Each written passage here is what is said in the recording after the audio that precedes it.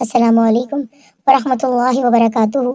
अल्लाह के बहुत बड़े वली हज़रत सैयद अली हमदानी रहमतुल्लाह अलैह एक कंजूस पड़ोसी जिसने दावा किया विलायत का और एक बकरी की गवाही अल्लाह के वली के लिए।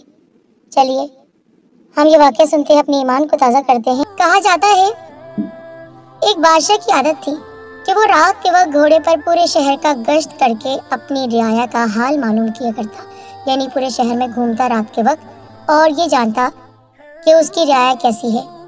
दूसरे रोज उनके मुतालिक फैसले सादिर किया करता। एक रोज हस्बे मामूल शहर में चक्कर लगा रहा था और उसने भेस बदला हुआ था कि उसने एक गमनाक और दर्दनाक आवाज सुनी। वो आहू बका की तरफ मुतवज्जा हुआ। वहाँ एक बुढ़िया रो रही थी और बारगाहे इज़्दी में फरियाद कर रही थी, ए रब्बुल आलमीन, हमारे बादशाह, तू सुनने वाला है, जानने वाला है, लेकिन इस दुनिया के बादशाह और उसके वजीर के लिए और काजी के लिए मैं तुझसे कुछ दुआ करना चाहती हूँ। फिर उसने कहा, तू हमारे बादशाह को बीमार कर दे और वजीर को मौत दे दे और काजी शहर की उम्र दराज कर दे, यानी लंबी उम्र कर दे। बादशाह उस हैरत अंगेज दुआ को सुनकर बड़ा परेशान हुआ। काफी देर वो सोचता रहा कि बुढ़िया से किस तरह मालूम करे कि वो बादशाह और वजीर से क्यों इस कदर नाला है, क्यों इस कदर उनसे बेजार है कि बादशाह की बीमारी, सख्त तरीन बीमारी, और वजीर की मौत चाहती है और काजी से इतनी खुश क्यों है जो उसकी लंबी उम्र के लिए दुआ गो है। काफी देर के बाद उसने बुढ़िया के दरवाजे पर दस्तक दी। जब बुढ़िया ने दरवाजा खोला तो बादशाह ने, जो कि भेस बदला हुआ था, वो बुढ़िया उसको पहचान नहीं सकी। फटे पुराने हाल में उस बादशाह ने बेचारगी दिखाई, मिस्किरी दिखाई और पूछा, ए नेक औरत, मैं एक मुसाफिर हूँ, बदहाल हूँ, यहाँ से गुजर रहा था, लेकिन मैंने तुम्हारी अजीब और गरीब दुआ सुनी। क्या मैं ये पूछ सकता हूँ कि तुम बादशाह वक्त और वजीर से इतनी ज्यादा रंजीदा क्यों हो, जो बादशाह की बीमारी और वजीर की मौत चाहती हो, और काजी से इतनी खुश क्यों हो कि उसकी लंबी उम्र की दुआ कर रही हो। उस बुढ़िया ने कहा, ए अजनबी, मैं बादशाह की बीमारी की इसलिए ख्वाहिशमंद हूँ। अगर बादशाह बीमार होगा, वो वाफिर मिकदार में, यानी बहुत ज्यादा तादाद में, कसीर तादाद में सदका और खैरात करेगा और उसकी खैरात से मैं अपने गरीब भूखे बच्चों की रोटी का सामान करूँगी। हमारे चंद दिन बेहतर गुजर जाएंगे। और वजीर की मौत की जो मैं ख्वाहिशमंद हूँ, वजह यह है कि वो निहायत नेक सीरत इंसान है और मैं चाहती हूँ कि उसका खात्मा नेक अमाल पर हो जाए और वो रब्बुल आलमीन के दरबार में आला मुकाम पाए और निजात हासिल करे। और काजी शहर की दराजी उम्र इसलिए चाहती हूँ कि वो अपनी बदआमालियों को ज्यादा से ज्यादा बढ़ा सके, ताकि उसका ठिकाना जहन्नुम के अलावा कोई ना हो और क़यामत के रोज उसको ज्यादा से ज्यादा अजाब मिले। बादशाह, जो मुसाफिर के रूप में था, उसने रोते हुए उस बुढ़िया से कहा, ए नेक औरत, मैं इस वक्त तो तही दस्त हूँ, यानी मेरे पास कुछ नहीं, बस मेरे पास एक तस्बीह है, तुम वो मुझसे ले लो और इसको फरोख्त करके बेच के अपने बच्चों का पेट भरने का इंतजाम करो। अगर वक्त ने मोहलत दी तो मैं तुम्हारे लिए और ज्यादा इमदाद का बंदोबस्त करूंगा। ये कहकर अजनबी मुसाफिर चला गया। बुढ़िया के पास तस्बीह थी। उसने सोचा, चलो मैं इसको बेचकर अपने और अपने बच्चों के लिए खाने का इंतजाम करती हूँ। इधर बुढ़िया वो तस्बीह लेकर अपने पड़ोसी के पास गई ताकि उसको बेच सके। वो पड़ोसी अपने आप को अल्लाह वाला कहता, यानी वो कहता कि मैं अल्लाह के बहुत करीब हूँ, इबादतें भी दिखती थी उसकी और लोगों की मदद भी करता था, अल्लाह ताला ने उसको बहुत सा रुपया पैसा दिया हुआ था। तो यही सोचकर वो उसके पास गई, मगर वो परले दर्जे का बखील इंसान था, यानी कंजूस। जब तस्बीह को देखा तो उसकी नीयत बदल गई, उसकी राह टपक पड़ी। बुढ़िया तस्बीह की कीमत से नाशना थी, यानी वो जानती ही नहीं थी कि वो तस्बीह कितने की है, क्योंकि तस्बीह याकूत और लालो मरजान की थी, कीमती पत्थरों से बनी हुई थी। अब वो हमसाया किसी तरह उसे वो तस्बीह हथियाना चाहता था। उसने बुढ़िया के साथ उल्टी चाल चली कि ये तस्बीह तो मेरी है, इसको कल किसी ने चुराया है और मैं इसकी तलाश में था। अब मुझे पता चला कि ये तुमने चुराई है, मैं अब मुकदमा दायर करूंगा। बुढ़िया घबरा गई और बोली, मैं बिल्कुल बेकसूर हूँ, ये तस्बीह तो मुझे एक अजनबी मुसाफिर ने दी थी, मैंने हरगिज ये नहीं चुराई है। अब उस दरवेश हमसाये ने मौके से फायदा उठाया और कहने लगा, अच्छा, अगर तूने तस्बीह नहीं चुराई तो यहाँ से भाग जा, मैं तुझ पर इतना तरस खा लेता हूँ کہ تجھے عدالت میں نہیں بھیجوں گا، نہ تجھے وہاں لے کر جاؤں گا۔ بڑھیا نے اسی میں عافیت جانی اور اجنبی کو کوستی ہوئی اپنے گھر چلی گئی کہ وہ اجنبی چور تھا، چوری کی ہوئی تسبیح مجھے دی، اور وہ تسبیح تو اس درویش فقیر کی تھی۔ اللہ کا شکر ہے کہ اس نے مجھے عدالت میں نہیں کھینچا، ورنہ میرے پاس تو اتنی رقم بھی نہیں تھی اور کہیں ہرجانہ بھرنا پڑتا۔ میں تو غریب بڑھیا، میرے بچے بھوکے، میں خود بھوکی، اور اس اجنبی مسافر کی وجہ سے وہ تسبیح بھی چلی گئی۔ بہرحال اگلی رات بادشاہ پھر حسب معمول گشت پر نکلا اور قصدن یعنی ارادہ کر کے بڑھیا کے محلے میں آیا۔ اس نے بڑھیا کے گھر سے پھر وہ دعا سنی جس میں بادشاہ کی بیماری، وزیر کی موت اور قاضی وقت کی درازی عمر کا ذکر تھا۔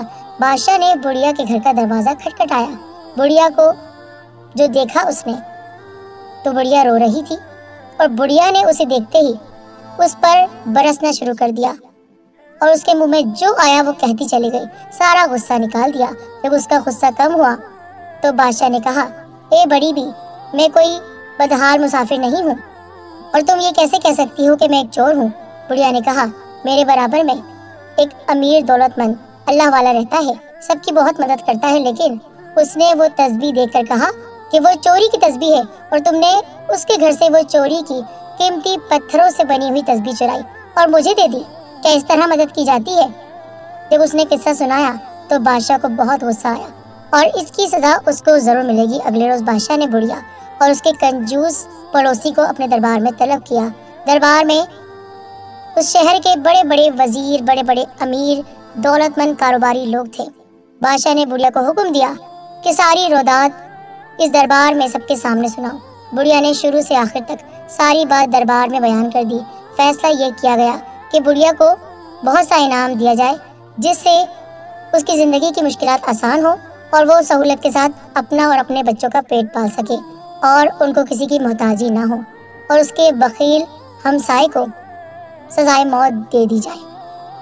بادشاہ کو اب اللہ والوں سے ایک الجھن ہو گئی تھی، وہ ان کا دشمن ہو گیا کیونکہ وہ خود کو اللہ والا کہتا۔ اس نے کہا، اگر اللہ والے یعنی ولی ایسے ہوتے ہیں تو پھر مجھے تو سارے ولیوں کو ختم کرنا پڑے گا۔ اس کے دل میں یہی بات آ گئی کہ ولی اگر ایسے ہوتے ہیں، لوگوں کو نقصان پہنچاتے ہیں، اتنے کنجوس ہوتے ہیں، اللہ نے نوازا ہوا ہو تو اس کے باوجود وہ لوگوں کے سامنے جھوٹی بات کرتے ہیں، تو ایسا نہیں ہو سکتا۔ وہ شہر کے تمام ولیوں کے پیچھے پڑ گیا۔ اس نے بس نہ کی، اس علاقے میں جتنے بھی درویش تھے، اللہ والے تھے، ان سب کو اس نے ہلاک کروا دیا۔ اب شہر کے انہی درویشوں میں اللہ کے ایک بہت بڑے ولی سید امیر علی ہمدانی رحمۃ اللہ علیہ بھی تھے۔ آپ کے مریدوں کی تعداد بے شمار تھی۔ اب جبکہ اس شہر کے ولیوں کو مارا جانے لگا اور بادشاہ وقت ان کے پیچھے پڑ گیا، صرف ایک ہمسائے پڑوسی کی وجہ سے جو کہ جھوٹا دعویٰ کر رہا تھا ولایت کا، صرف اس کی وجہ سے اس نے تمام ولیوں کو، اب یہاں بادشاہ تک یہ خبر پہنچ چکی تھی کہ یہ جو ولی ہیں ان کے بہت سے چاہنے والے ہیں اور ان کو بہت مانتے ہیں، ان کی بہت سی کرامتیں مشہور ہیں، اور جو دعا کرتے ہیں وہ دعا قبول ہو جاتی ہے۔ لیکن چونکہ اس پڑوسی کی وجہ سے اس کا دل خراب ہو گیا تھا ولیوں کی طرف سے، تو اب وہ ان کے بھی پیچھے پڑ گیا۔ کافی سوچ بچار کی کہ کس طرح ایسے کوئی راستہ نکالا جائے کہ اللہ کے یہ ولی بھی ٹھکانے لگا دیے جائیں اور لاٹھی بھی نہ ٹوٹے۔ اب بادشاہ کو یہ خطرہ کہ اگر اللہ کے اتنے بڑے ولی سید امیر علی ہمدانی پر ہاتھ ڈالا گیا تو لوگ تو بھپڑ کر آ جائیں گے۔ بے شک میں بادشاہ ہوں، لیکن ان کے چاہنے والے بہت ہیں۔ اس نے کافی سوچ بچار کے بعد یہ طریقہ نکالا، اور اسے یقین تھا کہ وہ اس کے امتحان میں پورا نہیں اتریں گے، اور اگر وہ امتحان میں پورا نہ اترے تو قتل کروا دیا جائے گا۔ اس طرح کوئی شخص انگلی نہیں اٹھا سکے گا۔ چنانچہ بادشاہ نے ایک منصوبے کے تحت بکری منگوائی، اس بکری کو ذبح کر کے پکوایا، پھر اس نے سید امیر علی ہمدانی رحمۃ اللہ علیہ کو ان کے مریدوں سمیت جو ان کو بہت چاہتے تھے اور ان کے خیر خواہ تھے، ان کی طرف ایک انگلی بھی اٹھ جائے تو وہ اس انگلی کو توڑنے کے لیے بھی تیار رہتے، ان سب کو بلایا۔ جان بوجھ کر اس نے کھانے پر ان سب کو بلایا۔ بادشاہ کا خیال تھا کہ چوری کی ہوئی بکری جب آپ کھائیں گے تو اس کے متعلق آپ کچھ نہیں جان سکیں گے، اس طرح آپ کی ولایت کے تمام پردے اٹھ جائیں گے، اور جو ڈھونگ رچا رہے ہیں درویشی کا، وہ ڈھونگ بھی ختم ہو جائے گا۔ وہ اپنے منصوبے پر بہت ہی خوش تھا اور اس طرح اس نے سوچ لیا تھا کہ میں ان کو قتل کروا دوں گا، پر وہ اللہ کے ایک ایسے ولی جن سے اللہ محبت کرنے والا، اور اللہ تعالیٰ اپنے ولیوں سے اتنی محبت کرتا ہے کہ وہ کسی کی بری نیت کے بارے میں بھی خبر دے دیتا ہے۔ اللہ تعالیٰ نے اپنے ولی کو بادشاہ کی بری نیت سے باخبر کر دیا۔ آخر دعوت کے روز حضرت سید امیر علی ہمدانی رحمۃ اللہ علیہ اپنے مریدوں کے ہمراہ بادشاہ کے دربار میں تشریف لائے۔ مسکراتے ہوئے دربار کو آپ دیکھ رہے تھے، جان چکے تھے وہ کیا چاہتا ہے، لیکن آپ تو اس اشارے کے منتظر تھے جو اللہ تعالیٰ کی طرف سے ہوا تھا، اور اب کیا ہونے والا تھا بادشاہ کا یہ آپ دیکھنا چاہتے تھے۔